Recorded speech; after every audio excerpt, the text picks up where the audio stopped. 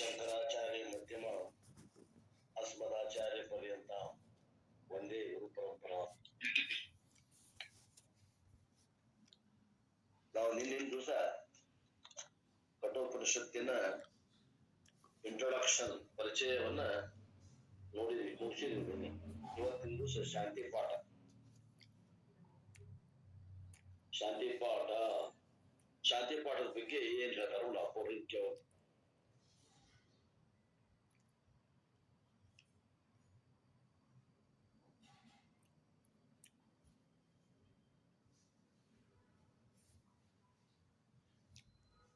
ಈ ಕಣ್ಣಿಗೆ ಕಾಣುವ ಜಗತ್ ಅದಾವಲ್ಲ, ಇಂಥ ಜಗತ್ ಎಷ್ಟ್ ಅದಾವ್ರಿ ಅಂತ ಕೇಳಿದ್ರ ಶಾಸ್ತ್ರ 14 ಜಗತ್ ಅದಾವ, 14 ಲೋಕಗಳು ಅದಾವಂತ. ಕಣ್ಣಿಗೆ ಕಾಣುವಂತ ಲೋಕಗಳು ಸತ್ಯ ಮಿಥ್ಯರಿವು, ಮಿಥ್ಯಾ, ಸತ್ಯ ಅಲ್ಲ. ಯಾಕ ಏಕಮೇವ ಅದ್ವಿತೀಯ ಬ್ರಹ್ಮಕ್ಕ ಮತ್ತ ವಿರೋಧ ಬರಬಾರದು.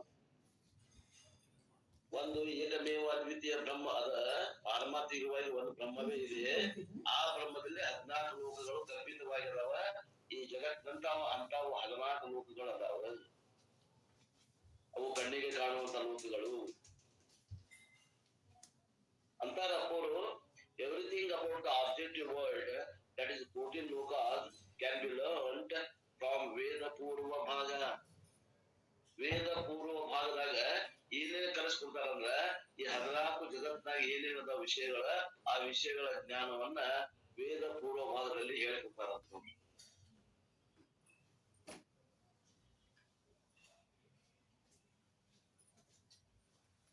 ಆದ್ರ ಈ ಬ್ರಹ್ಮ ತತ್ವ ಏನದ ಅದನ್ನ ಮಾತ್ರ ಆತ್ಮ ಅಂತ ಏನ್ ಕರಿತೀವಿ, ದೇವರು ಪರಮಾತ್ಮ ಪರಾಪುರುಷ ಏನ್ ಅಂತೀವಿ, ಅದನ್ನ ಮಾತ್ರ ಹೇಳ್ಕೊಡ್ಲಿಕ್ಕೆ ವೇದಾಂತ ಒಂದೇ.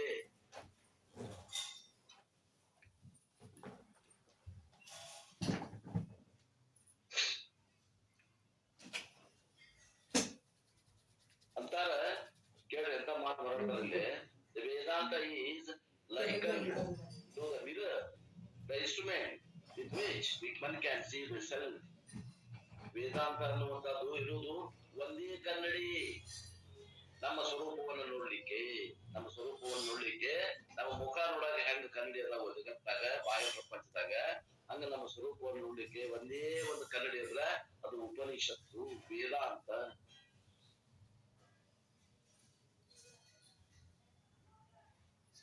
ಮತ್ತೊಂದು ಮಾತು ಹೇಳ್ತಾರ, ಬಂಗಾರದಂತ ಮಾತು ಹೇಳ್ತಾರ, knowing Brahman is same as attaining Brahman.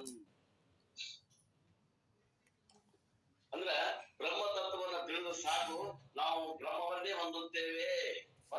ತಿಳಿದ ಮೇಲೆ ಮತ್ತೆ ಹೊಂದುವಂತದ್ದು ಏನಾದ್ರು ಪ್ರಕ್ರಿಯೆ ಇಲ್ಲ. ನಾವು ತಿಳಿದ್ರೆ ಬ್ರಹ್ಮವಿತ್ ಭವತಿ. ವಿತ್ ಅಂದ್ರೆ ತಿಳಿ, ಭವತಿ ಅಂದ್ರೆ ಆಗುತ್ತಾನೆ. ಬ್ರಹ್ಮವನ್ನ ತಿಳಿದ್ರೆ ಬ್ರಹ್ಮನೇ ಆಗುತ್ತಾನೆ.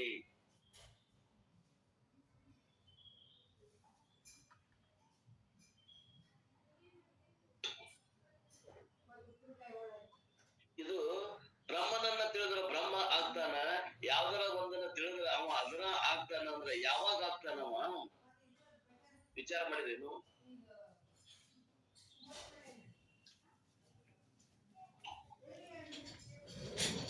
ನಾನು ಮೊದಲ ಪರಮಾತ್ಮನ ಇರ್ಬೇಕು, ನಾನು ಜೀವ ಅಂತ ತಿಳ್ಕೊಂಡಿರ್ಬೇಕು. ಆ ಮುಂದೆ ಒಳ್ಳೆ ಜೀವ ಅಂತ ತಿಳ್ಕೊಂಡಿದ್ದು ತಪ್ಪು ಕಲ್ಪನೆ ಅಂತ ತಿಳ್ಕೊಂಡು, ಆ ತಪ್ಪು ಕಲ್ಪನೆಯನ್ನು ಬಿಟ್ಟು ಯಥಾರ್ಥ ಜ್ಞಾನವನ್ನ ನಾನು ಪರಮಾತ್ಮನೇ ಅನ್ನುವಂತ ಜ್ಞಾನ ಮಾಡ್ಕೊಂಡಾಗ ಮಾತ್ರ ಇದು ಕಾಯಿಲೆ ಬಂತದ.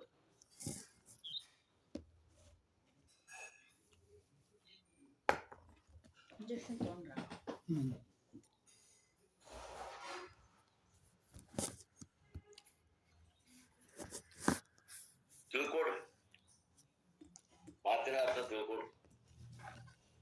ವಿಚಾರ ಪ್ರಧಾನದ ನಮ್ದು ಶಾಸ್ತ್ರ.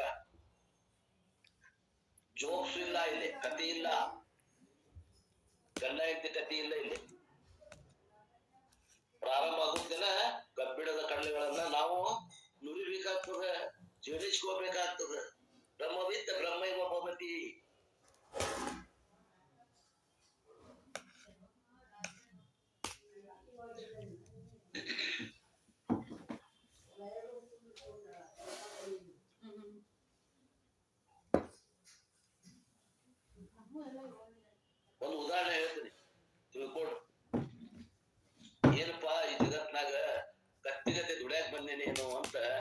ಅವಾಗ ಅನಿಸೈತೆ ಅಂತ ತಿಳ್ಕೊಡ್ರಿ. ಅವ ಏನ್ ತಿಳ್ಕೊಂಡ ಈಗ ತನಗ ತಾನೇ ಏನ್ ತಿಳ್ಕೊಂಡವ, ನಾನು ದುಡಿಯುವ ಕತ್ತೆ. ಈಗ ಅವ ಮನುಷ್ಯ ಆಗ್ಬೇಕಂದ್ರೆ ಏನ್ ಮಾಡ್ಬೇಕ್ರಿ? ಅವ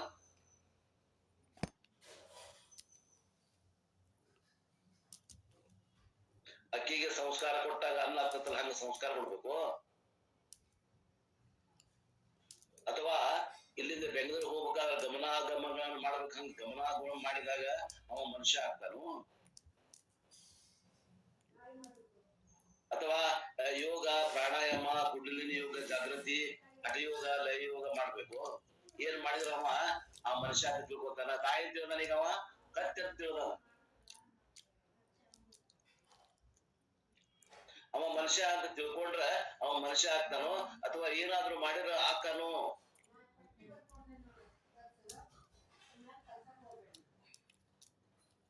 ಮನುಷ್ಯ ಅಂತಿದ್ದು ಕತ್ತಿ ಅಂತ ತಿಳ್ಕೊಂಡ ಅವಾಗ ಆ ಭ್ರಮ ಐತಿ ಅಂತ ಅದನ್ನ ಬಿಟ್ಟು ನಾನು ಮನುಷ್ಯನೇ ಇದ್ದೇನೆ ಅಂತ ತಿಳಿದ್ರೆ ಸಾಕು. ಮತ್ತೇನಲ್ಲಿ ಆಗುದು ಹೋಗುದು ಇಲ್ಲ, ಮಾಡುವುದು ಇಲ್ಲ, ಹೋಗುದು ಇಲ್ಲ, ಬರುವುದಿಲ್ಲ. ವೈಕಾರ್ಯ, ಸಂಸ್ಕಾರ್ಯ, ಪ್ರಾಪ್ಯ, ಮತ್ತ ಇನ್ನೊಂದೇನದ್ರಿ? ವೈಕಾರ್ಯ, ಸಂಸ್ಕಾರ್ಯ, ಪ್ರಾಪ್ಯ, ಇನ್ನೊಂದೇನಾದ್ರಿ ನೋಡ್ರ?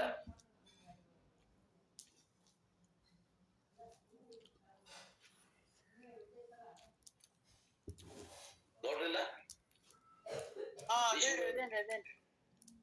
ವೈಕಾರ್ಯ, ಸಂಸ್ಕಾರ್ಯ, ಪ್ರಾಪ್ಯ, ಉತ್ಪಾದ್ಯ. ಉತ್ಪಾದ್ಯ ಉತ್ಪಾದ್ಯನವಲ್ಲ, ಅದು ಮಣ್ಣದ ಕೊಡ ತಯಾರು ಮಾಡ್ಬೇಕೇನ್ರಿ? ಇಲ್ಲ. ಅದು ಜೀವದ ಈಗ ಪರಮಾತ್ಮನ ತಯಾರು ಮಾಡ್ಬೇಕೇನ್ರಿ? ಇಲ್ಲ. ಇಲ್ಲ, ಹಂಗಿಲ್ಲ. ಯಾವ ಕರ್ಮನ ಅವಶ್ಯಕತೆ ಇಲ್ಲ. ಕರ್ಮ ಉಪಾಸನೆಗಳು ಬರೀ ಅಂತಃಕರಣ ಶುದ್ಧಿಗಾಗಿ ಅದಾವ ಆತ್ಮೀಯರೇ. ಜ್ಞಾನದಿಂದ ಮಾತ್ರ ತಿಳ್ಕೊಳ್ಳೋದಷ್ಟ ಭಾಗ್ಯ ಅದ. ವಿಚಾರ ಪ್ರಧಾನದ, ಬುದ್ಧಿ ಶಕ್ತಿಗೆ ಕೆಲಸ ಹೆಚ್ಚಿಗೆ ಕೊಡ್ತದ ನಮ್ದು ವೇದಾಂತ ಕ್ಲಾಸ್. ತಿಳ್ಕೊಡ್ರಿ. knowing Brahman is the same as attaining Brahman. English ಬಲ್ಲವರಿಗೆ ಬ್ರಹ್ಮನನ್ನು ತಿಳಿಯುವುದು ಬ್ರಹ್ಮನನ್ನು ಹೊಂದಿದಂತೆ, ಮತ್ತೆ ಹೊಂದಾಕ ಏನು ಮಾಡಬೇಕಾಗಿಲ್ಲ. ಉತ್ಪಾದ್ಯ, ಸಂಸ್ಕಾರ್ಯ, ವೈಕಾರ್ಯ, ಪ್ರಾಪ್ಯ.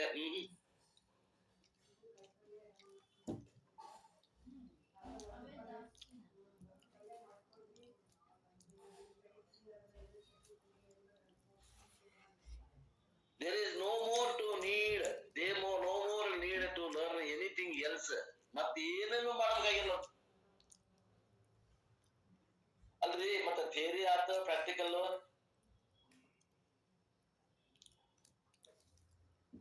ಇಲ್ಲ. ಇಲ್ಲಿಲ್ಲ. ಥಿಯರಿ ಆದ್ಮೇಲೆ ಪ್ರಾಕ್ಟಿಕಲ್ ಇಲ್ಲಿಲ್ಲ. ಅದು ಎಲ್ಲದ ಅಂತಂದ್ರೆ ವೇದ ಪೂರ್ವ ಭಾಗದಾಗ ಅದ. ಅಲ್ಲೇ ಹೋಮ ಹವನಾದಿಗಳನ್ನು ಮಾಡುವ ವಿಧಾನ ಹೇಳಿದ ಮೇಲೆ ಆ ಮಾಡ್ಬೇಕಾಗ್ತದ. ಮಾಡಿದ್ರೆ ಫಲ ಬರ್ತದ. ಬರೀ ಆ ಹೋಮ ಹಂಗ್ ಮಾಡ್ಬೇಕು, ಈ ಹವಿಸ್ಗಳನ್ನ ತರಬೇಕು, ಈ ಅಗ್ನಿಕುಂಡ ಹಿಂಗ್ ತಯಾರು ಮಾಡ್ಬೇಕು, ಆ ಒಂದು ಅಗ್ನಿಕುಂಡ ಈ ಸೈಜಿನ ತಯಾರು ಮಾಡ್ಬೇಕು, ಇವೆಲ್ಲ ಇಷ್ಟು ಮಂದಿ ಋತ್ವಿಜರಬೇಕು, ಅವ್ರು ಇಂತಿಂತ ಮಂತ್ರಗಳನ್ನ ಹೇಳ್ಬೇಕು. ಇದಿಷ್ಟೆಲ್ಲ ಗೊತ್ತಿದ್ರೆ ಫಲ ಬರೋದಿಲ್ಲಲ್ಲೇ. ಗೊತ್ತಿದ್ದ ಮ್ಯಾಗ ಕಾರ್ಯವನ್ನು ಮಾಡ್ಬೇಕಾಗ್ತದ. ಕರ್ಮ ಕಾಲದಲ್ಲಿ ಇಲ್ಲಿ ಹಂಗಿಲ್ಲ, ಉತ್ತರ ಕಾಲದಲ್ಲಿ ಹಂಗಿಲ್ಲ, ವೇದಾಂತದಲ್ಲಿ ಹಂಗಿಲ್ಲ. ಜ್ಞಾನ ಆತಂದ್ರೆ ಫಲ ಬಂದ್ಬಿಡ್ತದೆ. ಮತ್ತು ಫಲಕ್ಕಾಗಿ ಕಾಯ್ಬೇಕಾಗಿಲ್ಲ. ಆದ್ರೆ ವೇದ ಪೂರ್ವ ಭಾಗದಾಗ ಜ್ಞಾನ ಆದ ನಂತರ ಕರ್ಮ ಮಾಡ್ಬೇಕು, ಕರ್ಮ ಆದ ನಂತರ ಫಲ ಬರ್ತದೆ. ಪ್ರಾಣಾಯಾಮ ಹಿಂಗ್ ಮಾಡ್ಬೇಕು, ಒಂದ್ ಮೂಗ್ ಇಟ್ಕೋಬೇಕು, ಇನ್ನೊಂದ್ ಮೂಗ್ನ ಬಿಡಬೇಕು, ತಗೋಬೇಕು, ಹಂಗ್ ಮಾಡ್ಬೇಕು. ಇದು ಒಂದ್ ಪ್ರಾಣಾಯಾಮ. ಹಿಂಗ ಪ್ರಾಣಾಯಾಮ ಮಾಡ್ಬೇಕು, ಇದಕ್ಕೆ ಆ ಪ್ರಾಣಾಯಾಮ, ಇದಕ್ಕೆ ಈ ಪ್ರಾಣಾಯಾಮ, ಕುಂಭಕೈತ ಪ್ರಾಣಾಯಾಮ, ಹಿಂಗದ ತಿಳ್ಕೊಂಡಿ ಆದ್ರೆ ಫಲ ಬರೋದಿಲ್ಲ. ಮಾಡಬೇಕು. ಮಾಡಿದ್ರೆ ಏನಾದ್ರೂ ಒಂದಿಷ್ಟು ಅಂತಃಕರಣ ಏಕಾಗ್ರತೆ ಆಗ್ತದೆ. ಇಲ್ಲೇ ಮಾಡುವುದೇನಿಲ್ಲ. ಕೊನೆ ತಿಳಿದಿ ಅಲ್ಲಿ ಫಿನಿಶ್. ಮಾಡುವುದೇನಿಲ್ಲ, ಕೃತಕೃತ್ಯ ತಿಳಿದ್ರೆ ಸಾಕು, ಮಾಡುವುದೇನಿಲ್ಲ ಅಂತಾರ ಗುರುನಾಥ್ ಮಹಾರಾಜರು. ಎಲ್ಲಿ ಮಾಡೋದೈತಿ ಅಲ್ಲಿ ತಿಳಿಯಾಕ್ ಹೊಂಟಿ, ಎಲ್ಲಿ ತಿಳಿಯೋದೈತಿ ಅಲ್ಲಿ ಮಾಡಾಕ್ ಹೊಂಟಿ ಅಲ್ಲೋ ಪುಣ್ಯಾತ್ಮ ಅಂತ ಬೈತಾವ. ವೇದಾಂತ ತಿಳಿಬೇಕು. ಕರ್ಮಕಾಂಡ ಮಾಡ್ಬೇಕು. ಕರ್ಮಕಾಂಡ ತಿಳಿಯಾಕ ಬರುದಿಲ್ಲ, ತಿಳಿದ್ರು ಮಾಡ್ಬೇಕು. ಮಾಡಿದ್ರ ಫಲ ಅದ ಅಲ್ಲಿ ಕರ್ಮಕಾಂಡದಾಗ. ಕರ್ಮಕಾಂಡ ಉಪಾಸನ ಕಾಂಡದಾಗ ಮಾಡಿದ್ರ ಫಲ ಅದ, ಜ್ಞಾನ ಕಾಂಡದಾಗ ತಿಳಿದ್ರ ಫಲ ಅದ.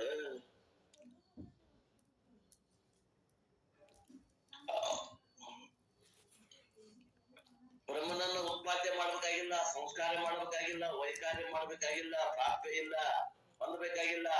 ಈಗಾಗಲೇ ನಾವೆಲ್ಲ ಬ್ರಹ್ಮ ಸ್ವರೂಪನಾದೇವಿ ಗುರುತಿಸ್ಬೇಕಾಗ್ಯದ. ಅದ್ರ ಮ್ಯಾಗ ಒಂದು ಕವರ್, ಒಂದು ಆಶ್ಚರ್ಯ ಆಗ್ಯದ. ಮಾಯಾ ಅನ್ನೋದು ಒಂದು ಪರದೆ ಮುಚ್ಚಿ ಹಾಕಿಬಿಟ್ಟದ. ನಮ್ ಸ್ವರೂಪವನ್ನ ಮುಚ್ಚಿ ಹಾಕಿ ಈ ಬೇರೆ ಇನ್ನೊಂದೇನೋ ತೋರ್ಸಾಕತೈತಿ. ಜಂತರ ಮಂತರ ಅಂತಾರಲ್ಲ, ಹಂಗ ನಾನು ಜೀವ, ನಾನು ಅಲ್ಪಜ್ಞ, ನಾನು ಅಲ್ಪಕರ್ತೃ, ನಾನು ಅಲ್ಪಶಕ್ತಿಮಾನ್, ನಾ ಗಂಡು, ನಾ ಹೆಣ್ಣು, ನಾ ಕಪ್ಪು, ನಾ ಬಿಳುಪು, ನಾ ಗಿಡ್ಡ, ನಾ ಉದ್ದ, ನಾನು ಬ್ರಾಹ್ಮಣ, ನಾನು ವೈಶ್ಯ, ನಾನು ಕ್ಷತ್ರಿಯ, ನಾನು ಶೂದ್ರ, ನಾನು ಸನ್ಯಾಸಿ, ನಾನು ಬ್ರಹ್ಮಚಾರಿ, ನಾನು ಗೃಹಸ್ಥ, ನಾನು ವಾನಪ್ರಸ್ಥ. ಇವೆಲ್ಲ ಭ್ರಮೆ ತೋರಾಗುತ್ತಾವ. ಈ ತಪ್ಪು ತಿಳುವಳಿಕೆ ಅದಾವಿವು, ಸರಿಯಾದ ತಿಳುವಳಿಕೆ ಅಲ್ಲ. ಇವನ್ನ ಕಳ್ಕೋಬೇಕಾಗ್ಯದ, ವಿಚಾರ ಮಾಡಿ ಕಳ್ಕೋಬೇಕಾಗ್ಯದ.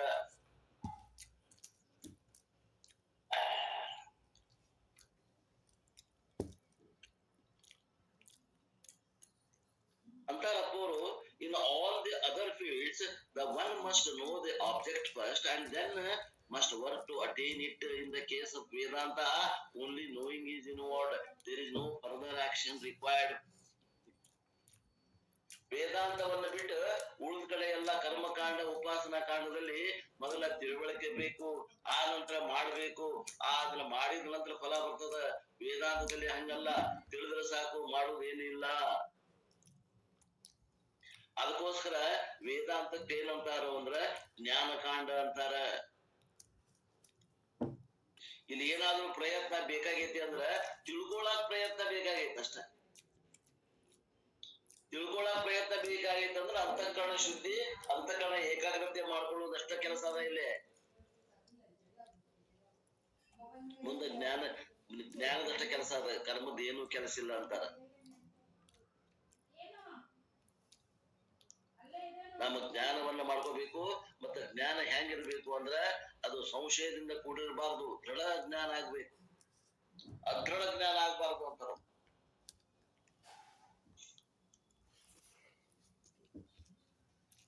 ಅದೃಢ ಜ್ಞಾನ ಇದ್ರ ಕಾರ್ಯಪ್ರವೃತ್ತ ಆಗ್ತೇವೆ. ನಾವು ಬೆಂಗಳೂರಿಗೆ ಹೋಗ್ಬೇಕಾಗ್ಯದ, ಆದಷ್ಟು ರಾತ್ರಿ ಆಗೋದ್ರಾಗ ಹೋಗ್ಬೇಕಾಗ್ಯದ, 8-9 ಗಂಟೆ ಒಳಗೆ ಬೆಂಗಳೂರು ಸೇರ್ಬೇಕಾಗ್ಯದ ಅಂತಂದ್ರ ನಾವ್ ಎಷ್ಟಕ್ಕೆ ಬಿಡ್ಬೇಕು? ಅದು ಬೆಂಗಳೂರಿಗೆ ಇಲ್ಲಿಂದ 8 ತಾಸು ದಾರಿ. 8 ಗಂಟೆ ಆದ್ರೆ 12 ಗಂಟೆ ನಂತರ 12 ಗಂಟೆ ಸುಮಾರು ಬಿಟ್ರೆ 8 ಗಂಟೆಗೆ ಹೋಗ್ತೇವಿ. 12 ಗಂಟೆಗೆ ಟ್ರೈನ್ ಐತಿ ಅಂತ ನೋಡ್ತೀವಿ. ಇಲ್ಲ 12 ಗಂಟೆಗಿಲ್ಲ, 12:15 ಐತಿ, 11:45 ಐತಿ ಅಂದ್ರೆ ಆ ಟೈಮ್ ಅಲ್ಲಿ ಹೋಗ್ಬೇಕಾಗ್ತದ. ನಮ್ಗ ಟ್ರೈನ್ ಬಿಡು ಸಮಯನ ಗೊತ್ತಿಲ್ಲ, ನಿಕ್ಕಿ ಸಮಯನ ಗೊತ್ತಿಲ್ಲ, ಹಂಗ ಹೋಗಂದ್ರೆ ಹೋಗ್ತೇವೇನು? ಇಲ್ಲ.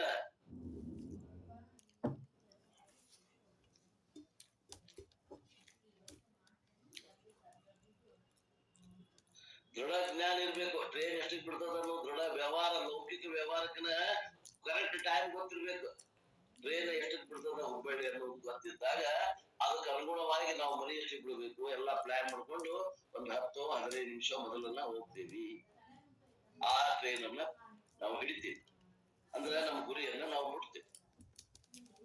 ಒಂದು ಲೌಕಿಕ ವ್ಯವಹಾರಕ್ಕನ ಇಷ್ಟು ಪೂರ್ವ ತಯಾರಿ ಬೇಕು, ದೃಢವಾದ ಜ್ಞಾನ ಬೇಕು. ಟ್ರೈನ್ ಎಷ್ಟಕ್ಕೆ ಬಿಡ್ತೈತೆ ಅಂತ. ಮತ್ತೆ ಪರಮಾತ್ಮ ಜ್ಞಾನಕ್ಕೆ ದೃಢ ಜ್ಞಾನ ಬೇಡ ಅಲ್ರಿ? ಅರ್ಧಮರ್ಧ ಜ್ಞಾನ ನಡೀತೈತೇನು? ಸಂಶಯಗಳಿಂದ ಕೂಡಿದ ಜ್ಞಾನ ನಡೀತೈತೇನು ವೇದಾಂತದಾಗ? ನಡೀತೈತೆ? ಹೇಳ್ರಿ, ನಡೆಯುದಿಲ್ಲ. 12:15 ಟ್ರೈನ್ ಅದ, 1:15 ನೀ ಸ್ಟೇಷನ್ಗೆ ಹೋದ್ರೆ ಸಿಗ್ತತಿ ನಿನ್ ಗಾಡಿ, ಟ್ರೈನು ಸಿಗುದಿಲ್ಲ. ನೀ ಗುರಿ ಮುಟ್ತಿ, ಬೆಂಗಳೂರಿಗೆ ಗುರಿ ಇಟ್ಕೊಂಡಿಯಾ ಇವತ್ ಸಂಜೆ ಒಳಗೆ ಹೋಗ್ಬೇಕು ಅಂತ, ಆ ಗುರಿಯನ್ನು ಮುಟ್ಲಿಕ್ಕೆ ಆಗ್ತದ? ಆಗುದಿಲ್ಲ. ದೃಢ ಜ್ಞಾನ ಬೇಕಲ್ಲ. ಒಂದು ಲೌಕಿಕ ಬೆಂಗಳೂರಿಗೆ ಹೋಗೋದು ರೊಕ್ಕ ಕೊಡ್ತೀವಿ, ಟಿಕೆಟ್ ತೆಗಿಸ್ಕೊಂಡು ಹೋಗಪ್ಪ ಅಂತಂದ್ರ ಆ ಟ್ರೈನ್ ಎಷ್ಟಕ್ಕೆ ಬರ್ತೈತೆ ಅನ್ನೋದು ಕರೆಕ್ಟ್ ಟೈಮ್ ಜ್ಞಾನ ಬೇಕು. ಮತ್ತೆ ಈಗ ಎಲ್ಲ ಹೊಂಟೇವಿ ನಾವು ಮೋಕ್ಷಕ್ಕೆ ಹೊಂಟೇವಿ ಅಂದ್ರ ಆ ಮೋಕ್ಷದ ಜ್ಞಾನ ಸಂಶಯದಿಂದ ಕೂಡಿರ್ಬೇಕು, ಇನ್ನು ದೃಢವಾದ ಜ್ಞಾನ ಇರ್ಬೇಕು. ವಿಚಾರ ಮಾಡಿ, ನಾವೆಲ್ಲ ದೃಢ ಜ್ಞಾನಿಗಳೇನು? ವಿಚಾರ ಮಾಡ್ರಿ. ನಮ್ಮ ಜ್ಞಾನವನ್ನ ನಾವ ಪರಾಮರ್ಶಿಸಿ ನೋಡ್ಕೋಬೇಕಾಗ್ತದ. ನಮ್ಮ ಜ್ಞಾನ ದೃಢ ಐತಿ ಹೆಂಗೋ?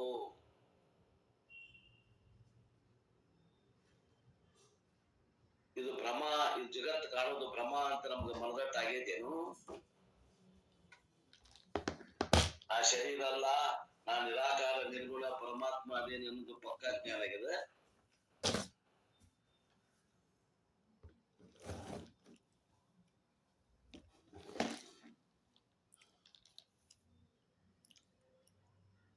ದೃಢ ಜ್ಞಾನ ಆಗ್ಯದ. ವೇದಾಂತಕ್ಕ ನಾವೆಲ್ಲ ಅಧಿಕಾರಿಗಳು ಅದೇವಿ, ನೋಡ್ಕೋರಿ, ವಿಚಾರ ಮಾಡ್ರಿ. ವೇದಾಂತಕ್ಕೆ ಅಧಿಕಾರಿಗಳು ಅಲ್ಲ, ವಿಚಾರ ಮಾಡ್ರಿ.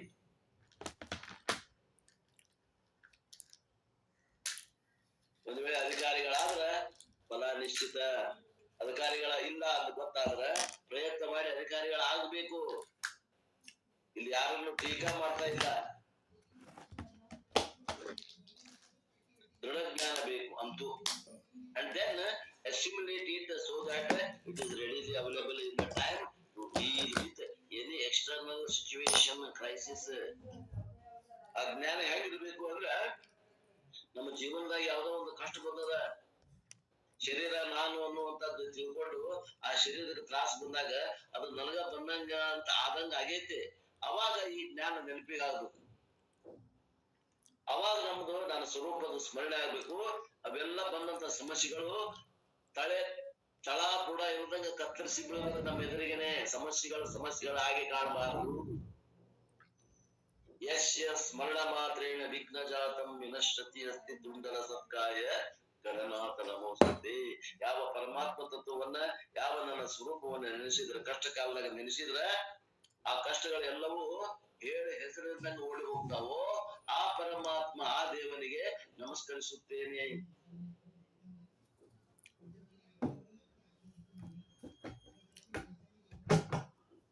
ಉಪನಿಷತ್ತು ಇಂಥ ಜ್ಞಾನದ ಒಂದು ಆಕರ, ಒಂದು source.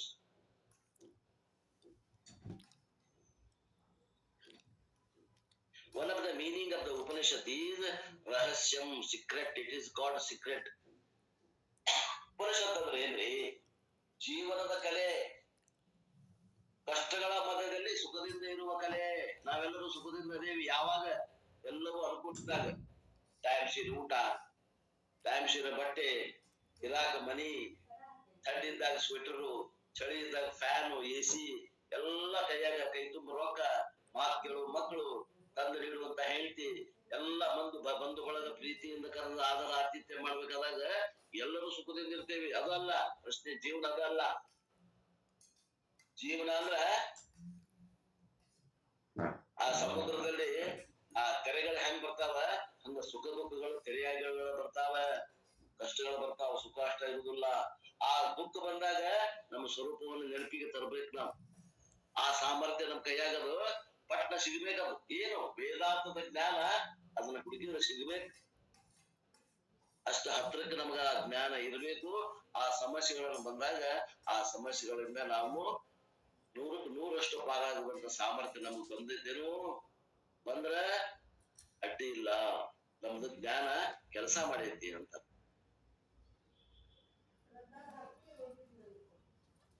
It must only be taught to those who are mentally prepared and ready. ಇನ್ನೊಂದದ, ನಾ ಹೇಳ್ತೀನಿ ಅಂತ ತಿಳ್ಕೊಂಡು ವೇದಾಂತವನ್ನ ಎಲ್ಲರಿಗೂ ಹೇಳಿದ್ರೆ ಎಲ್ಲರಿಗೂ ತಿಳಿಯುವುದಿಲ್ಲ. ಅಧಿಕಾರಿಗಳಿಗೆ ಮಾತ್ರ ತಿಳಿಯುತ್ತದ. ಸಾಧನ ಚತುಷ್ಟಯ ಸಂಪನ್ನ ಅಧಿಕಾರಿಗಳಿಗೆ ಮಾತ್ರ ಇದು ತಿಳಿತದ, ಉಳಿದವರಿಗೆ ತಿಳಿಯುವುದಿಲ್ಲ. ಅಕಸ್ಮಾತ್ ತಿಳಿದ್ರು ತಿಳಿದಂಗ ಆಗ್ತದೆ, ತಿಳಿಯುವುದಿಲ್ಲ. ಆ ತಿಳಿದಂಗ ಆಗಿದ್ರು ಅದು ಉಳಿಯುವುದಿಲ್ಲ, ಜಾರಿ ಹೋಗ್ತದೆ.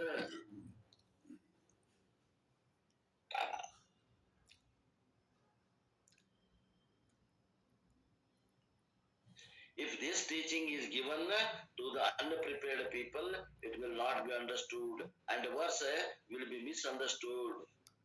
ಅನಧಿಕಾರಿಗಳಿಗೆ ಈ ಜ್ಞಾನವನ್ನ ಬೋಧನೆ ಮಾಡಬಾರದು.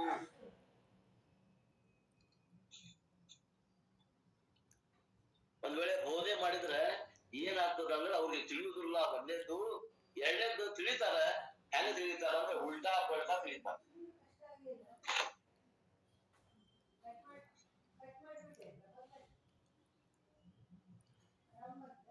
ಮೊದಲ ದೇವರ ಮ್ಯಾಗ ಒಂದ್ ಸ್ವಲ್ಪ ಭಕ್ತಿ ಇತ್ತು. ಈಗ ನಾನಾ ದೇವರು ಅನ್ಕೊಂತ ಅಡ್ಡಾಡ್ಬಿಡ್ತಾರ. ಯಾವ ಆಚರಣೆ ಇಲ್ಲ, ಯಾವ ಸಂಸ್ಕಾರ ಇಲ್ಲ, ಹೆದರಿಕೆ ಇಲ್ಲ, ಯಾರ ಬೆದರಿಕೆ ಇಲ್ಲ, ಸ್ವೇಚ್ಛ.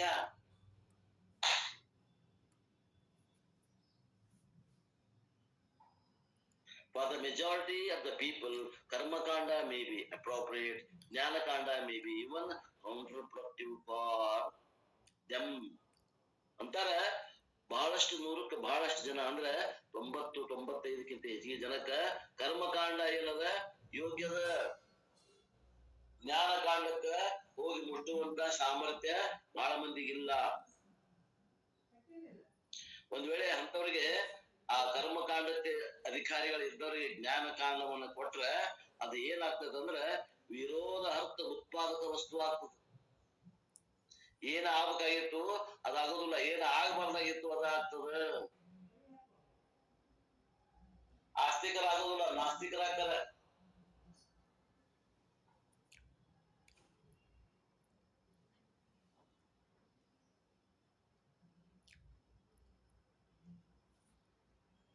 ಅಂತಾರ ಅಪ್ಪವ್ರ ಮುಂದ, even if the teaching is given to everyone indiscriminately, it will remain a secret because most people will not understand it.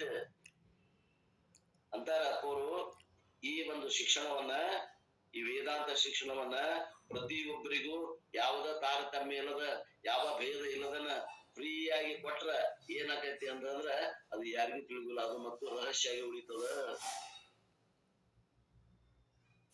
It has the inherent capacity to remain secret.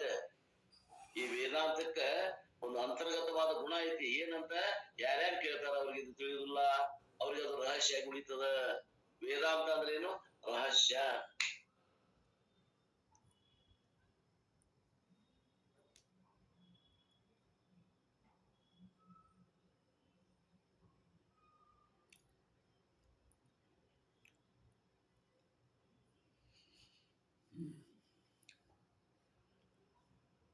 The Upanishads occur at the end of each Vedas. ವೇದಗಳ 4. ಆ 4 ವೇದಗಳಲ್ಲಿ ಮೊದಲ ಕರ್ಮಕಾಂಡ, ಉಪಾಸನಾ ಕಾಂಡ ಹೆಚ್ಚಿಗೆ ಭಾಗದ 75-80% ಭಾಗ ಕರ್ಮಕಾಂಡ, ಉಪಾಸನಾ ಕಾಂಡಗಳನ್ನ ಹೇಳ್ಯಾವ. ಆ ಕೊನೆಯ 20% ಏನದ ಅದರಲ್ಲಿ ಮಾತ್ರ ಜ್ಞಾನ ಕಾಂಡ ಬರ್ತಾವ. ಅಲ್ಲಿ ಉಪನಿಷತ್ತುಗಳನ್ನ ಹೇಳ್ಯಾರ.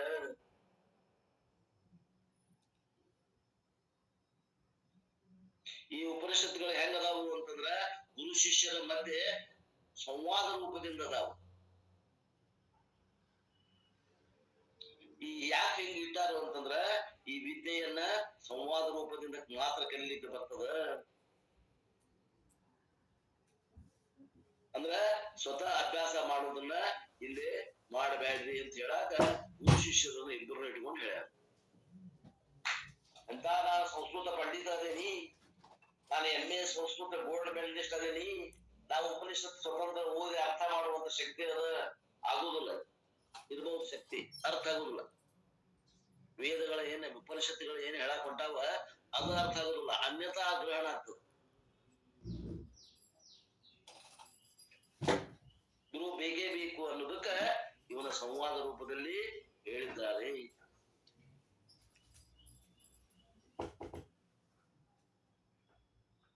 ಶಂಕರಾಚಾರ್ಯರು ತಮ್ಮ ಮುಂದಕ ಉಪನಿಷತ್ತಿನ ಭಾಷೆಯಲ್ಲಿ ಹೇಳ್ತಾರೆ, ಎಂತ ಸಂಸ್ಕೃತ ಪಂಡಿತ ಎದನಂದ್ರು ಕೂಡ ಈ ಉಪನಿಷತ್ತುಗಳನ್ನ ಸ್ವತಂತ್ರವಾಗಿ ಅಭ್ಯಾಸ ಮಾಡುವಂತ ಪ್ರಯತ್ನ, ದುಸ್ಸಾಹಸ ಮಾಡಬೇಡ್ರಿ. ಶರಣಾಗತರಾಗ್ರಿ ಗುರುವಿಗೆ, ಬಲ್ಲವನ ಗುರುವಿಗೆ, ಶ್ರೋತ್ರಿಯ ಗುರುವಿಗೆ ಶರಣಾಗತರಾಗಿ ಅವರ ಮುಖದಿಂದ ಈ ಶ್ರವಣವನ್ನ ಮಾಡ್ರಿ. ಇಂಥ ಪಂಡಿತರೇ ಇರಬಹುದು, ಅದರಲ್ಲಿ ಏನ್ ವಿವಾದ ಇಲ್ಲ ಅಂತಾರಪ್ಪ. ಯಾರು? ಎಲ್ಲದಪ್ಪ ಶಂಕರಾಚಾರ್ಯ ಹೇಳಿದ ಮಾತು.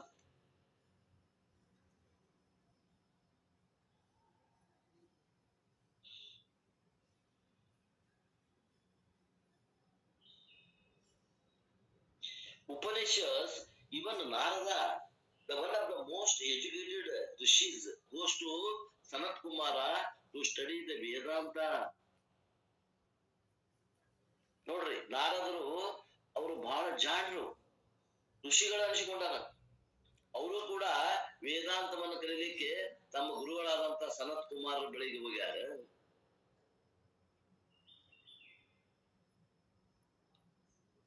ಅವ್ರ ಯಾಕ್ರಿ ನಮ್ಗೆ ಇತ್ತಿತ್ತಲಾಗಿ ಸಿದ್ಧಾರೂಢರು, ಯಾರಿಗೆ ನಾವು ಶಿವನ ಅವತಾರ ಅಂತ ಹೇಳ್ತೀವಿ, ಅವರು ಗಜದಂಡ ಗುರುಗಳ ಹತ್ರ ಹೋಗಿಲ್ವಾ?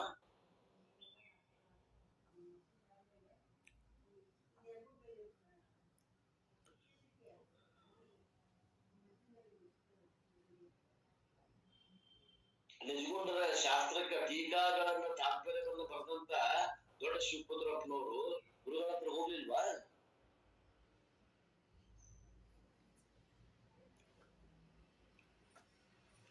One or a group of dialogue put together is called Upanishad. Upanishad ಒಳಗ ಅದ್ರಾಗ ಒಂದರ ಸಂವಾದ ಇರಬಹುದು ಅಥವಾ ಒಂದು ಹತ್ತಾರು ಇರಬಹುದು. ಆ ಗುಂಪಿಗೆ ಏನಂತಾರ? ಉಪನಿಷತ್ ಅಂತಾರ. ಉಪನಿಷತ್ ಅಂದ್ರೆ ಏನ್ರಿ? ಗುರು ಶಿಷ್ಯರು ಸಂವಾದ ಮಾಡ್ತಾರೆ.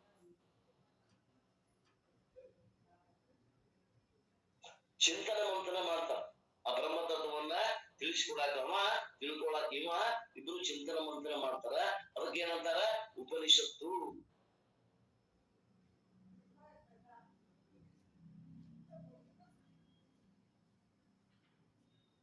ಹಾಗೆ ಈ ಕಠೋಪನಿಷತ್ತು ಕೂಡ ಇದು ಗುರು ಶಿಷ್ಯರ ನಡುವೆ ನಡೆದಂತಹ ಒಂದು ಸಂವಾದ. ಇಲ್ಲಿ ಗುರು ಯಮಧರ್ಮರಾಯ, ಶಿಷ್ಯ ನಚಿಕೇತ.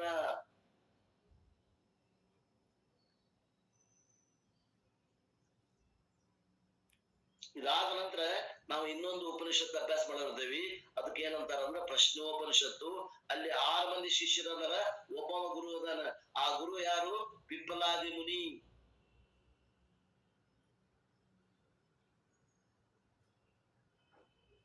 ನಂತರ ನಾವು ಇನ್ನೊಂದು ಚಾಂದೋಗ್ಯ ಉಪನಿಷತ್ತು, ಬೃಹದಾರಕ ಉಪನಿಷತ್ತುಗಳನ್ನ ಅಭ್ಯಾಸ ಮಾಡಿರ್ತೀವಿ. ಅಲ್ಲಿನೂ ಕೂಡ ಅನೇಕ ಶಿಷ್ಯರು, ಅನೇಕ ಬೇರೆ ಬೇರೆ ಗುರುಗಳು ಅದಾರ. ಅಲ್ಲೇ ಕೂಡ ಆ ಗುರು ಶಿಷ್ಯರ ಮಧ್ಯದಲ್ಲಿ ಸಂವಾದ ರೂಪದಲ್ಲಿ ಉಪನಿಷತ್ತುಗಳು ಇವೆ.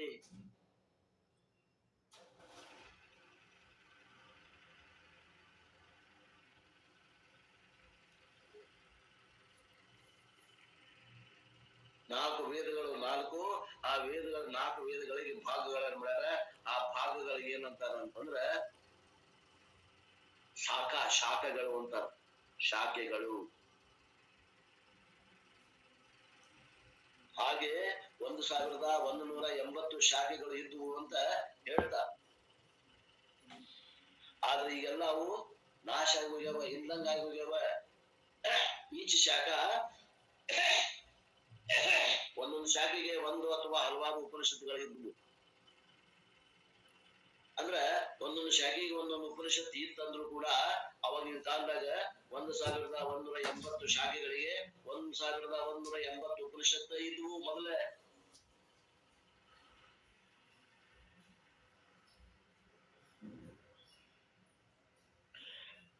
ಒಂದು ಜೀವಿತ ಅವಧಿಯಲ್ಲಿ 1180 ಉಪನಿಷತ್ತು ಬರೀ ಅದೇ ಕೆಲಸ ಮಾಡಿದ್ರು ಕೂಡ ಅದರ ಶ್ರವಣ ಮಾಡಕ್ ಆಗುದಿಲ್ಲ ಅಂತ ತಿಳ್ಕೊಂಡು ಅದರಾಗ ಮುಖ್ಯವಾದಂತ 108 ಉಪನಿಷತ್ತುಗಳನ್ನ ಬೆಂಕಿ ಆರಿಸಿ ತೆಗೆದ್ರು.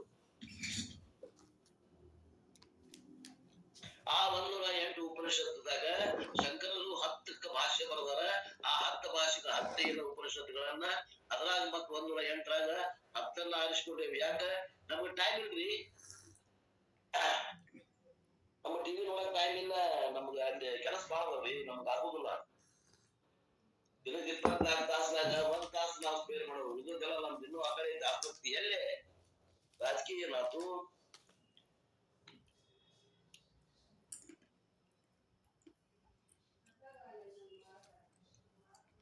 ಯಾವ್ಯಾವ ಸಾಮಾನು ಹೊಸ ಬಂದ್ವ ಮಾರ್ಕೆಟ್ಗೆ, ಮಕರ ಸಂಕ್ರಾಂತಿ ಆಫರ್ ಏನು, ಹಿಂಗೆಲ್ಲ ನೋಡ್ಕೋಬೇಕಾಗ್ಯದ ನಾವು. ಇದು ಟೈಮ್ ಪಾಸಿಗೆ 1 ತಾಸು ಬರ್ತೀವ್ರಿ. ಹಂಗ ನಾವು ಚಲೋ ಅನಿಸ್ತದ. ಏನೋ ಗುರುಗಳು ನನ್ನ ದೇವರು ಅಂತಾರ, ಎಲ್ಲಾರು ನನಗೆ ದರಿದ್ರ ಅಂದಾರ. ಯಾಕೋ ಗುರುಗಳು ದೇವ್ರ ಅಂತಾರ.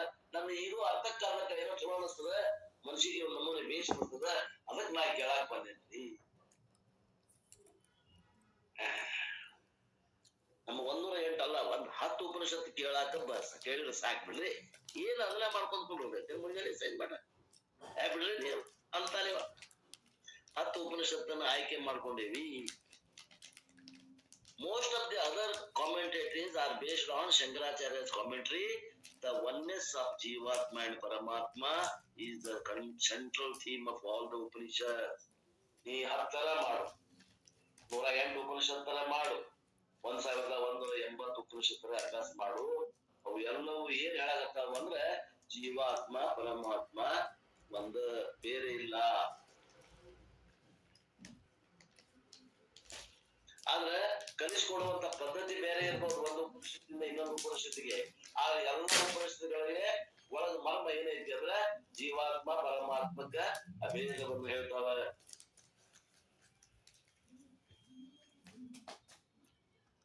ಬ್ರಹ್ಮ ಸತ್ಯ ಜಗತ್ ಮಿಥ್ಯ ಜೀವೋ ಬ್ರಹ್ಮೈವ ನಾಪರಃ ಅನ್ನುವಂತ ಒಂದು ಶ್ಲೋಕವನ್ನು ಹೇಳ್ತಾರೆ ಆಚಾರ್ಯ. ಅದರ ಅರ್ಥವನ್ನ ಹೇಳ್ತಾವ ಎಲ್ಲ ಉಪನಿಷತ್ತುಗಳ ಸಾರ ಇದು ಒಂದೇ ವಾಕ್ಯ. All the Vedas convey the same teaching uniformly. ಎಲ್ಲ ವೇದಗಳು ಎಲ್ಲ ಉಪನಿಷತ್ತುಗಳು ಇದನ್ನೇ ಹೇಳ್ತವೆ. ಆ ರೀತಿ ನಾವು ಆಯ್ಕೆ ಮಾಡಿಕೊಂಡಂತಹ ಉಪನಿಷತ್ತು ಕಠೋಪನಿಷತ್ತು ಇದು ಯಜುರ್ವೇದಕ್ಕೆ ಸಂಬಂಧಪಟ್ಟಂತದ್ದು. ಆ ಯಜುರ್ವೇದದಾಗ ಕೂಡ 2 ಶಾಖೆಗಳದಾವ. ಒಂದು ಕೃಷ್ಣ ಯಜುರ್ವೇದ, ಒಂದು ಶುಕ್ಲ ಯಜುರ್ವೇದ. ಈ ಕಠೋಪನಿಷತ್ತು ಎದಕ್ ಬರ್ತದಂದ್ರೆ ಕೃಷ್ಣ ಯಜುರ್ವೇದಕ್ಕೆ ಸಂಬಂಧಪಟ್ಟಂತಹದ್ದು ಉಪನಿಷತ್ತು. ತಿಳ್ಕೊಡು,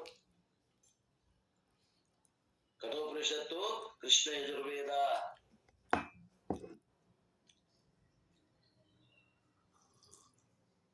ಇನ್ನೊಂದು ಉಪನಿಷತ್ ಬರ್ತದ ಕೃಷ್ಣ ಯಜುರ್ವೇದಕ್ಕೆ ಸಂಬಂಧಪಟ್ಟದ್ದು, ನಾವು ಅದನ್ನ ಅಭ್ಯಾಸ ಮಾಡೋದೇವಿ.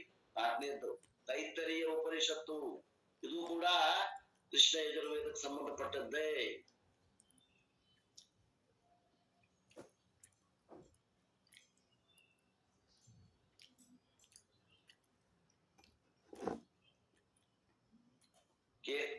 Kathopanishad has 2 chapters. ಇದರಲ್ಲಿ 2 ಅಧ್ಯಾಯಗಳಿವೆ. ಆ ಒಂದೊಂದು ಅಧ್ಯಾಯದಲ್ಲಿ 3 ವಲ್ಲಿಗಳು ಅಂತ ಸೆಕ್ಷನ್ ಮಾಡ್ಯಾರ, ಮತ್ತೆ 3 ಭಾಗಗಳನ್ನು ಮಾಡ್ಯಾರ. ಆದ್ರಿಂದ 2 ಅಧ್ಯಾಯದಲ್ಲಿ ಪ್ರತಿಯೊಂದು ಅಧ್ಯಾಯದಲ್ಲಿ 3 ವಲ್ಲಿ ಅಂದ್ರೆ ಆ ಒಟ್ಟ 6 ವಲ್ಲಿಗಳಿಂದ ಇದು ಕಠೋಪನಿಷತ್ತು ಕೂಡಿಕೊಂಡಿದೆ. ಈ ಕಠೋಪನಿಷತ್ತಿನಲ್ಲಿ ಎಷ್ಟು ಮಂತ್ರಗಳದಾವಂದ್ರ 119 ಮಂತ್ರಗಳಿವೆ. ಉಪನಿಷತ್ತಿಗೆ ಒಂದೊಂದು ಶಾಂತಿ ಪಾಠ ಅದ. ಅದೇ ರೀತಿ ಕಠೋಪನಿಷತ್ತಿಗೂ ಒಂದು ಶಾಂತಿ ಪಾಠ ಅದ. ಆ ಶಾಂತಿ ಪಾಠ ಯಾವುದು ಅಂದ್ರ ಕೃಷ್ಣ ಯಜುರ್ವೇದಕ್ಕೆ ಸಂಬಂಧಪಟ್ಟಂತ ಶಾಂತಿ ಪಾಠ. ಆ ಶಾಂತಿ ಪಾಠವನ್ನ ಉದ್ದೇಶ ಏನು ಅಂದ್ರ ನಾವು ಈ ಅಭ್ಯಾಸವನ್ನ ಏನ್ ಮಾಡಾಕತ್ತೀವಿ, ಯಾವ ವಿಘ್ನತ್ರಯಗಳು ಬಾರದೆ ಇರಲಿ ಅಂತ ತಿಳ್ಕೊಂಡು ಆ ಪರಮಾತ್ಮನಲ್ಲಿ ಪ್ರಾರ್ಥನೆ ಮಾಡಿಕೊಂಡು ನಾವು ಅಭ್ಯಾಸವನ್ನ ಪ್ರಾರಂಭ ಮಾಡ್ತೇವಿ. ಹಾಗಾದ್ರೆ ನಮಗೆ ಬರುವಂತಹ ಆ ತೊಂದರೆಗಳು ಯಾವುವು ಅಂದ್ರೆ ಅವು 3. ಕೆಲವೊಂದು ದೃಷ್ಟ ಪ್ರತಿಬಂಧಗಳು, ಕಣ್ಣಿಗೆ ಕಾಣುವಂತ ಪ್ರತಿಬಂಧಕಗಳದಾವ. ಅವು ಯಾವುವು ಅಂದ್ರ ಈ ಮಳೆ,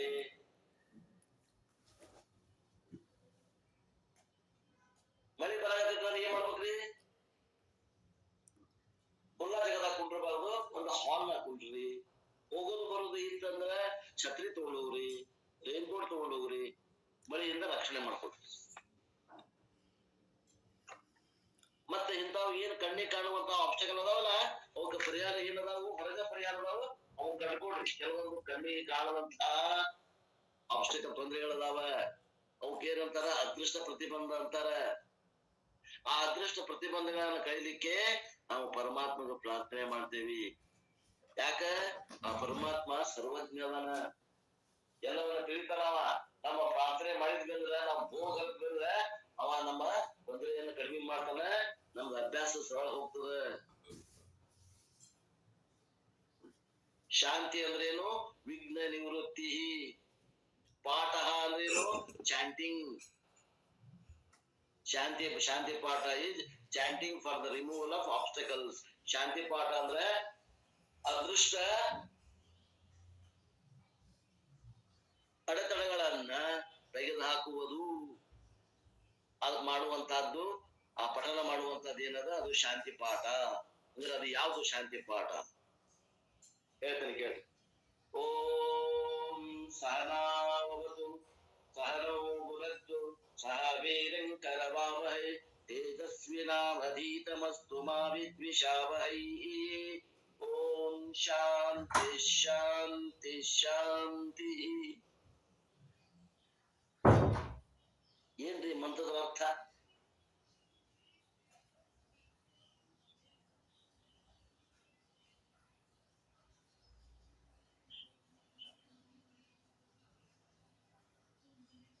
ಅವತ್ತು ನಾವು ನಮ್ಮನ್ನು ಅವನು ರಕ್ಷಣೆ ಮಾಡಲಿ, ನಮ್ಮಿಬ್ಬರನ್ನು. ನಾವು ಅಂದ್ರೆ ದ್ವಿತೀಯ ದ್ವಿವಚನ. ನಮ್ಮಿಬ್ಬರನ್ನು, ಯಾರ್ಯಾರನ್ನ? ಗುರು ಶಿಷ್ಯರನ್ನ. ನಮ್ಮಿಬ್ಬರನ್ನ ಅವ ನಮಗೆ ರಕ್ಷಣೆ ಮಾಡ್ಲಿ. ಅವತ್ತು ಸಹ ಟುಗೆದರ್, ನಮ್ಮಿಬ್ಬರಿಗೂ ಜ್ಞಾನ ಕೊಡುವ ಮೂಲಕ ನಮಗೆ ಭಗವಂತ ರಕ್ಷಣೆ ಮಾಡ್ಲಿ. ಪುನತ್ತು ನಮ್ಮ ರಕ್ಷಣೆ ಮಾಡ್ಲಿ. ನಾವು ಅಸ್ ಬೋತ್ ಸಹ together by giving gift of knowledge. ಭಗವಂತ ನಮ್ಮಿಬ್ಬರಿಗೂ ಜ್ಞಾನದ ಫಲವನ್ನು ಕೊಟ್ಟು ನಮ್ಮನ್ನು ಉದ್ಧಾರ ಮಾಡುವಂತಾಗ್ಲಿ. ಸಹಕರ ವಾವಹೈ, ನಾವಿಬ್ರು ವೀರ್ಯಂ, ಸಾಕಷ್ಟು ಪ್ರಯತ್ನ ಮಾಡೋಣ ತಿಳ್ಕೊಳಾಕ, ಬ್ರಹ್ಮತತ್ವ ತಿಳ್ಕೊಳಾಕ ಶಿಷ್ಯ ಪ್ರಯತ್ನ ಮಾಡ್ಲಿ. ಗುರು ಆದವ ತಿಳಿಸ್ಕೊಳಕ್ ಪ್ರಯತ್ನ ಮಾಡ್ಲಿ. ನಾವು ಇಬ್ರು ಪ್ರಯತ್ನ ಮಾಡೋಣ. ನಾವು ಅಧೀತಮಸ್ತು, may our learning be effective, ನಮ್ಮ ಕಲಿಯುವಿಕೆ ಇಫೆಕ್ಟಿವ್ ಆಗ್ಲಿ, ಅಂದ್ರೆ ತೇಜಸ್ವಿ ಆಗ್ಲಿ.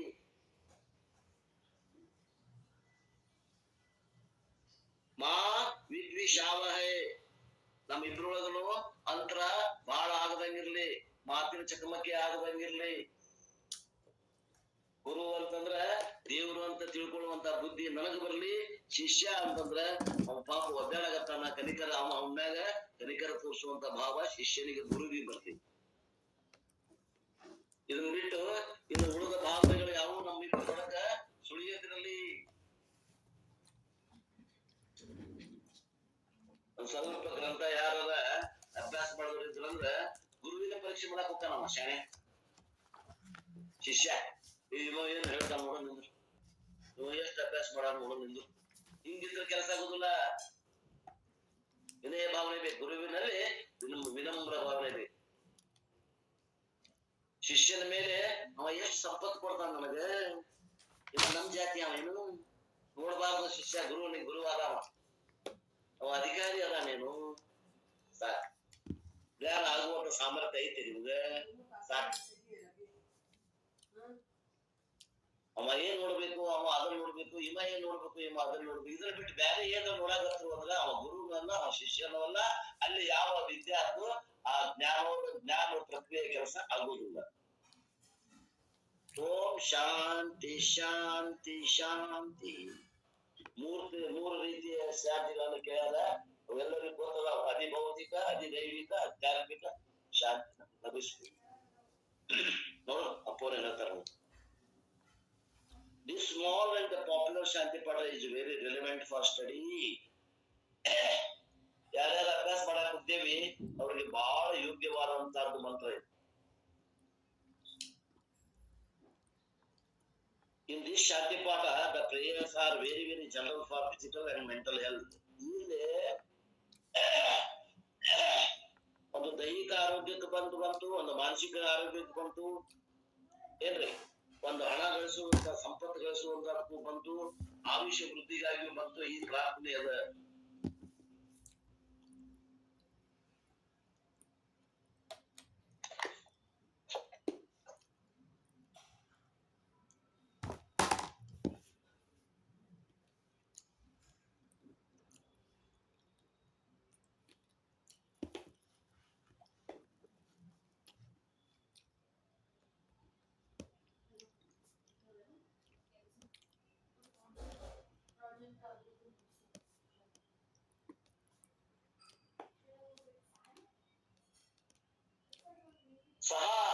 ಶಬ್ದದ ಅದು ಅವನು ಅನ್ನುವಂತ ಸರ್ವನಾಮವನ್ನು ಸೂಚಿಸ್ತದ.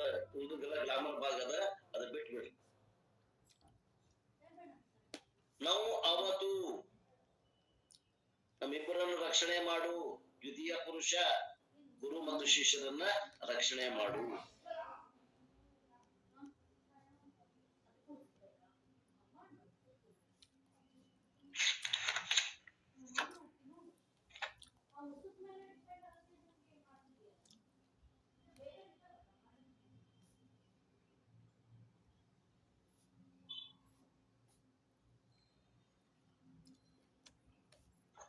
ಆಧ್ಯಾತ್ಮಿಕ ವಿಘ್ನಗಳನ್ನ ಶಾಂತಿ ಆಗಲಿ ಅಂತ ಒಂದು ಶಾಂತಿ, ಭೌತಿಕ ವಿಘ್ನಗಳು ನಾಶ ಆಗಲಿ ಅಂತ ಒಂದು ಶಾಂತಿ, ಅಧಿದೈವಿಕ ವಿಘ್ನಗಳು ನಾಶ ಆಗಲಿ ಅಂತ ಒಂದು ಶಾಂತಿ. ಈ ರೀತಿಯಿಂದ 3 ಶಾಂತಿಗಳನ್ನು ಹೇಳಿ ಈ ಪ್ರಾರ್ಥನೆಯನ್ನ ಮುಗಿಸಿದ. ಈಗ ನಾವು ಪ್ರಥಮ ವಲ್ಲಿಗೆ ಬರೋಣ.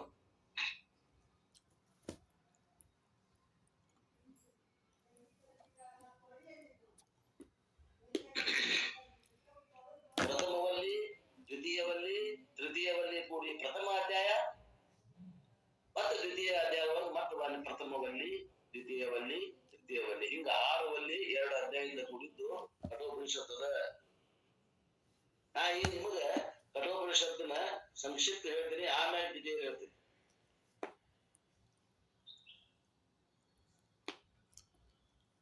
ಇಲ್ಲಿ ಒಂದು ಕಥೆ ಬರ್ತದ ನೋಡ್ರಿ. ಕೇನೋಪನಿಷತ್ತಾಗ ಕಥೆ ಲಾಸ್ಟ್ ಬಂತು, ಈಗ ಕಥೆ ಮೊದಲು ಕೊಡ್ತಾರ. ಮೊದಲನೇ ಅಧ್ಯಾಯದೊಳಗ 3 ವಲ್ಲಿಗಳದಾವ. ಮೊದಲನೇ ಅಧ್ಯಾಯದೊಳಗ ಮೊದಲನೇ ವಲ್ಲಿ ಏನ್ ಹೇಳ್ತದ ಅಂದ್ರ, the Upanishad begins with A story. ಒಂದು ಕಥೆಯನ್ನ ಪ್ರಾರಂಭ ಮಾಡಿ.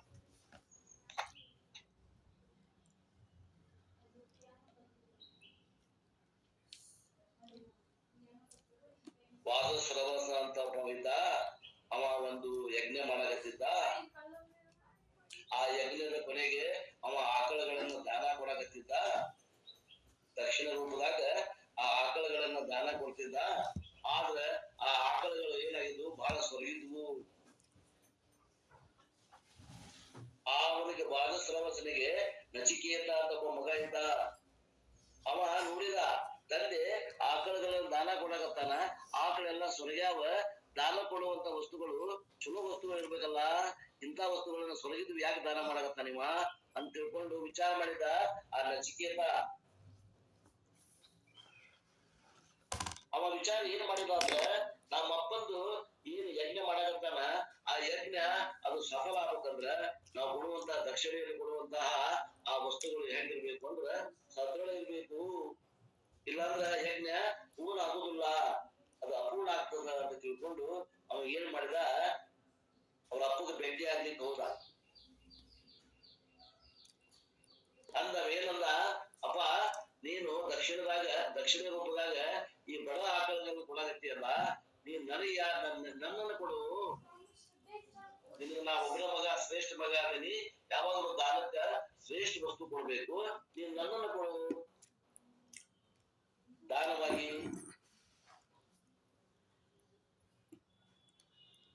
ಅಂದಾಗ ವಾದಸ್ರವರಿಗೆ ಸಿಟ್ಟು ಬಂದು, ಹೋಗ್ ನಾನು ನಿನಗೆ ಯಮಗ ಕೊಟ್ಟೇನಿ ಅಂದ್ಬಿಡ್ತಾನು.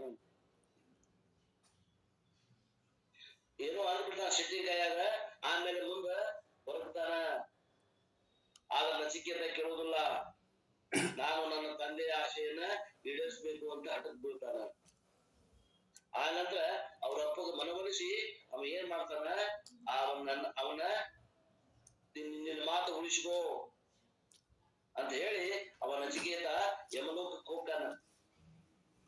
ಯಮಲೋಕಕ್ಕೆ ಹೋಗ್ಬೇಕಾದ್ರೆ ಮೊದಲು ಸಾಯ್ಬೇಕಾಗ್ತದಲ್ಲ, ಅವ ಸತ್ತ ಅಲ್ಲಿ ಹೋದ ಅಂತ ತಿಳ್ಕೋಬೇಕು ಗುಪ್ತವಾಗಿ ಅದ ಮಾತು.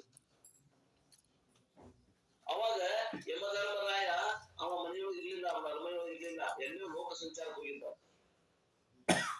ಅವಾಗ ನಚಿಕೇತ ಏನ್ ಮಾಡಿದ, ಅವನ ಮನೆ ಬಾಗಲಕ್ಕಾದ 3 ದಿನ.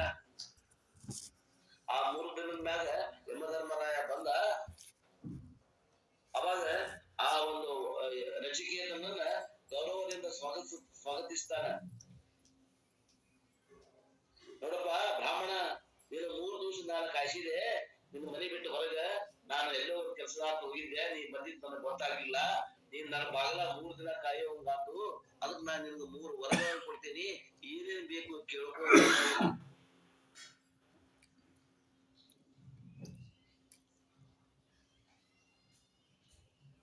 ಒಂದೇ ವರ ಕೇಳಿದ ನಚಿಕೇತ, ನನ್ನ ಅಪ್ಪ ನಾವ್ ಹಳ್ಳಿ ಹೋದ್ಮ್ಯಾಗ ನನಗ್ ಗುರ್ತಿಸ್ಬೇಕು, ನಮ್ಮಪ್ಪಗ ನಾನು ಕಳ್ಕೊಂಡ ಅವ್ನ ದುಃಖ ಆಗೈತಲ್ಲ, ಆ ದುಃಖ ಹೋಗ್ಬೇಕು, ನಾನು ನೋಡಿದ ಮ್ಯಾಗ ಅವ್ನ ದುಃಖ ಹೋಗ್ಬೇಕು ಅಂತ ಕೇಳಿದ. ಅಂದ್ರ ನಾವ್ ಹಳ್ಳಿ ಮತ್ತೆ ಜೀವಂತ ನಮ್ಮ ಅಪ್ಪನ ಕಡೆ ಹೋಗ್ಬೇಕು ಅಂತ ಒಂದೇ ವರ ಬಿಡ್ಕೊಂಡ.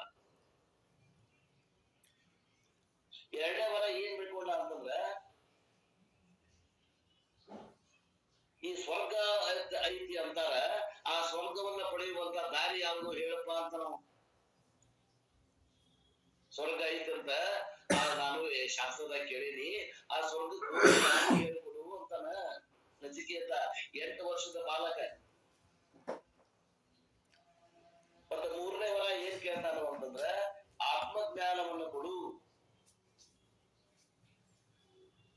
ಶರೀರ ಬಿದ್ದು ಹೋದ್ರು ಜ್ಞಾನದಿಂದ ಉಳಿಯುವಂತ ಒಂದು ಸೌಕರ್ಯ ಐತಂತ, ಅಂತ ಆತ್ಮಜ್ಞಾನವನ್ನ ನನಗೆ ಕರುಣಿಸು.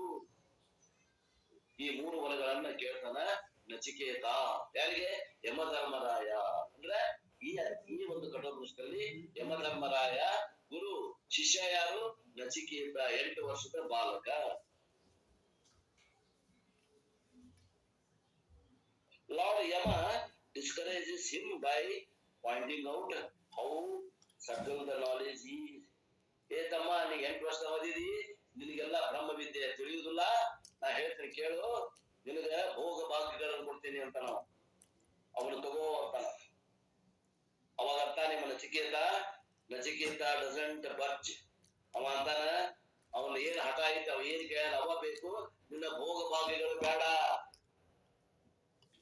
ನಿನಗೆ ಆವೇಶ ಕೊಡ್ತೇನೆ, ನಿನಗೆ ಒಳ್ಳೆ ರಾಜ್ಯವನ್ನ ಕೊಡ್ತೇನೆ, ಫಲವತ್ತಾದ ಭೂಮಿ ಕೊಡ್ತೇನೆ, ಆಳ್ವಿಕೆ ಮಾಡು, ರಾಜನ ಮಗ ಆಗಿ ನೀನ್ ರಾಜ್ಯವನ್ನ ರಾಜ್ಯ ಕಾರ್ಭಾರ ಮಾಡುವಂತಾನ.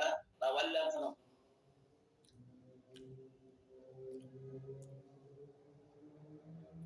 Yamadharmaraya tempts him by offering all the pleasures of the earth. ಈ ಭೂಲೋಕದಾಗ ಏನೇನು ಸುಖ ಸೌಲಭ್ಯಗಳದಾವ ಆ ಎಲ್ಲ ಒಂದು ಬಿಡದಂಗೆ ಎಲ್ಲ ನಿನಗೆ ಗಮನಿಸ್ತೀನಿ, ನೀ ಸುಖದಿಂದ ಇರು. ಅದೇನ್ ಮಾಡ್ತಿದಿ ಆ ಆತ್ಮವಿದ್ಯೆ ಅದು ತಿಳಿದಿಲ್ಲ, ಬಹಳ ಕಠಿಣದ.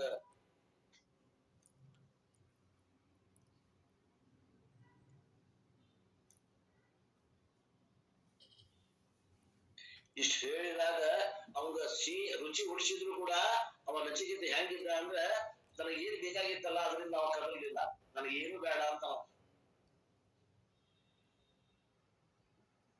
He says, no worldly pleasures can give me fulfillment to man ಅಂತ. ನಾವ ಯಾವ ಮನುಷ್ಯನಿಗೂ ಕೂಡ ಈ ಲೋಕದ ಭೋಗ ಭಾಗ್ಯಗಳು ಸುಖವನ್ನ ಕೊಡುದಿಲ್ಲ, ನನಗೆ ಗೊತ್ತದ. ನೀ ಕೊಡುವಂತ ಎಲ್ಲ ಚಾಕ್ಲೇಟ್ ನನಗೆ ಯಾರು ಬೇಡ, ನಾ ಏನ್ ಕೇಳಾಕತ್ತೀನಿ ಅದನ್ನ ಕೊಡು, ನನಗ್ ನೀನ್ ಅದು ತಗೋ ಇದು ತಗೋ ಅಂತ ತಗೊಂಡು ಪುಸ್ಲಾಯಿಸ್ಬೇಡ ಅಂತ ಹೇಳ್ತಾನ ಅವನ ನಚಿಕೇತ.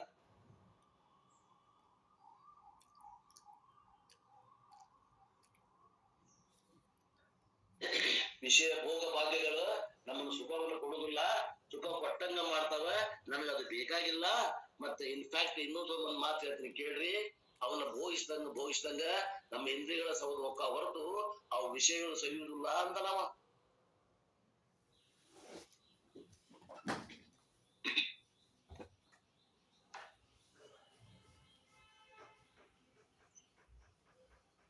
ಇಲ್ಲಿಗೆ ಒಂದೇ ಮುಗೀತದ.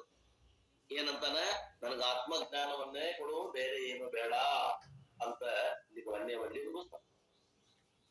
ಈ ಕಥೆಯ ಮೂಲಕ ಏನ್ ತಿಳಿತೈತಿ ಒಂದೇ ಒಳಗಂದ್ರ, ವೇದಾಂತ ಕೇಳುವಂತ ಅಧಿಕಾರಿಗಳಿಗೆ ಯಾವ್ದೋ ಪ್ರಲೋಭನೆ ಕೊಟ್ಟರು ಅವ ಸರಿಬಾರ್ದು. ಹಿಂದ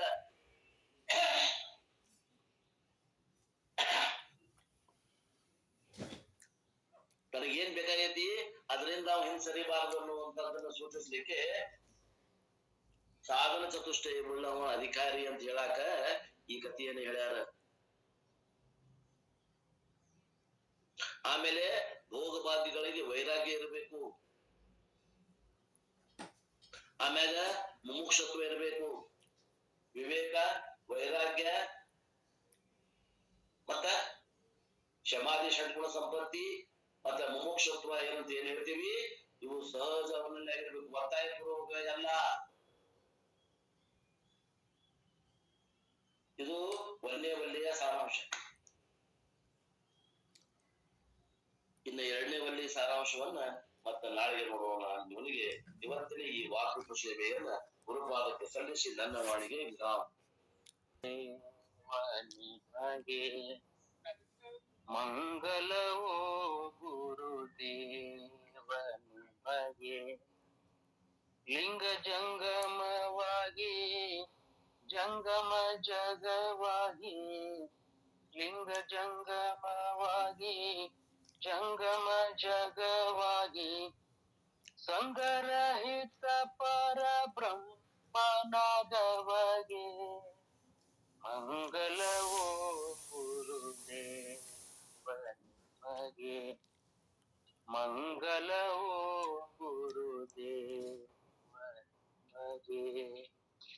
ಆದಿ ಅನಾದಿಯಾಗಿ ಬೋಧಕರಾಗಿ ಆದಿ ಅನಾದಿಯಾಗಿ ಬೋಧಕರಾಗಿ ಸಾಧು ಸತ್ಪುರುಷ ಯೋಗಿಯಾದವಗೆ ಮಂಗಲವೋ ಗುರುದೇವನಿಮಗೆ ಮಂಗಲವೋ ಗುರುದೇವನಿಮಗೆ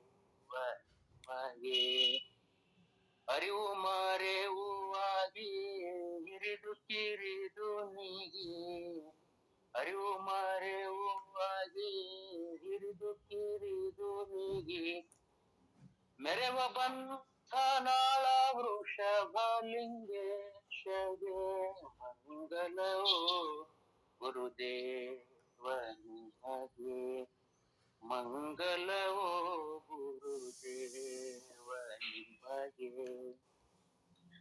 ಓಂ ಚೈತನ್ಯಂ ಶಾಶ್ವತಂ ಶಾಂತಂ ಗೌಮಾತೀತಂ ನಿರಂಜನಂ ನಾದಬಿಂದು ಕಳಾತೀತಂ ತಸ್ಮೈ ಶ್ರೀ ಗುರುವೇ ನಮಃ.